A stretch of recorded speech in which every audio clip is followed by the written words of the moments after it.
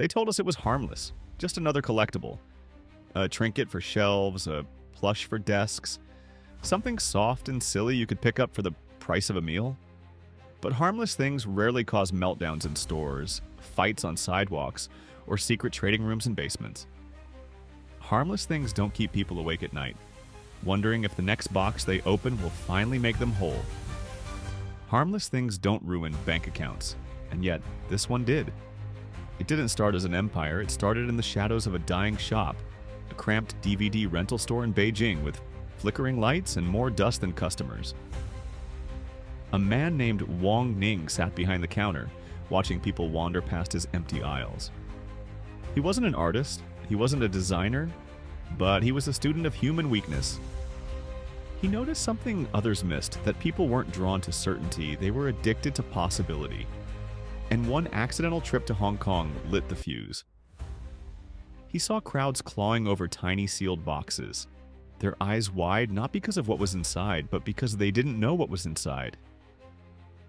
That mystery wasn't a flaw. It was the feature. A rush wrapped in cardboard. Dopamine bottled and sold.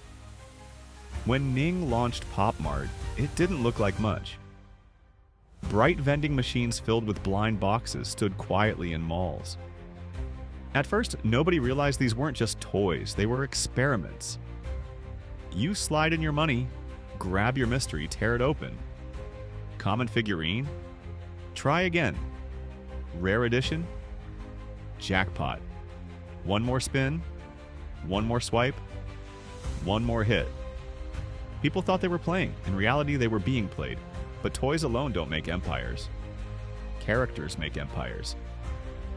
That's when fate dropped an illustrator named Ka-Sing Lung into Ning's orbit. Lung's art was strange. Creatures that looked both innocent and menacing, faces that smiled too wide, shapes that felt slightly off. From his sketchbook crawled Labubu, a distorted rabbit-like monster with sharp eyes and a grin that could be either playful or predatory.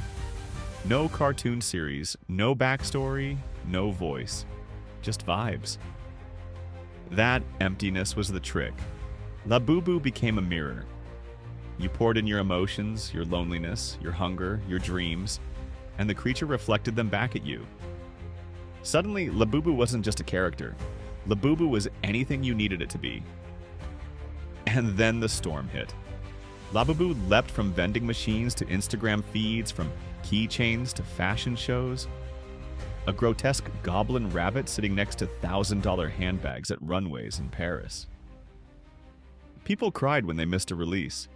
They lined sidewalks overnight. They fought in stores. A toy had become a status symbol, a flex, a declaration. The more bizarre it looked, the harder people chased it. A plush didn't spark this mania. A psychological trick did. Because every sealed box whispered the same dangerous question. What if? What if this is the rare one? What if this time the universe smiles on me? That whisper is addictive. The odds are brutal. One rare piece in 144 boxes, maybe one golden figure in 1,000. But brains aren't built for statistics. They're built for hope. You tell yourself, this could be it. That's not retail. That's a slot machine with fur and fangs. Intermittent reinforcement, the same cruel trick that once made pigeons peck themselves bloody in Skinner's experiments, now dressed in pastel colors. Only now, the pigeons aren't birds. They're us. Collectors fought back. Some weighed the boxes, feeling for differences. Others brought portable X-ray machines into malls. Online forums bloomed with spreadsheets and drop theories. YouTube channels sprouted. Entire audiences watching strangers rip open box after box, gambling in real time with plastic mascots. But the jackpot rarely arrived. Shelves filled with duplicates, bunnies in new costumes, slightly different colors, endless iterations. Still, the whisper persisted.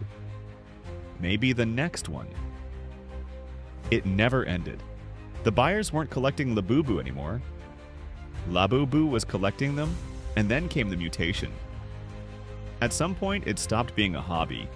It became an economy. Boxes bought for $15 flipped for $300. Secret editions sold for more than a month's rent. Stores turned into stock exchanges, with customers screaming over supply and scalpers moving like wolves. Lines stretched for blocks. Bribes bought insider information.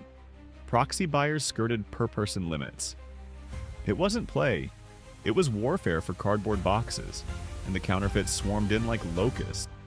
Fake seals, fake editions, entire factories pumping out replicas. One ring in Thailand scammed buyers out of $60,000 before the police cracked down. PopMart responded by stamping Labubu's foot with blacklight markings. Think about that. Your toy now treated like money. The hype only deepened. Fashion collaborations exploded. Denim editions, sequined monsters, metallic runs. Suddenly, owning Labubu wasn't about having a toy. It was about proving you belonged. It was a badge. And the more exclusive it became, the more reckless the chase. But hype is fragile. It burns hot and then burns out. Mystery and scarcity can carry you only so far. And when the fatigue sets in, the empire trembles. Now the cracks are showing. Europe, once home to overnight lines, now sees empty stores. Blind box fatigue creeps in. Shelves are piled with unopened duplicates, collectors drowning in regret. TikTok fills with confessions. I'm quitting PopMart. Labubu ruined my life. Tears, wasted money, mountains of plastic. The obsession that once felt thrilling now feels suffocating. And yet, the whisper doesn't die. Just one more. Just one more. Some swear the toys themselves have turned against them. Stories of Labubu plushes that move at night, of cursed eyes that follow you in the dark. Probably not supernatural, but does it matter? When an object consumes this much space in your life, it stops being an object. It becomes a shadow, a haunting, a reflection of the part of you you don't want to see. Because here's the truth. PopMart never said out loud, you were never meant to win. You were meant to keep playing. The game was the product, not the prize. And once you see the game, you can't unsee it. Every blind box, every sealed package, every whisper of maybe is a leash pulling you back.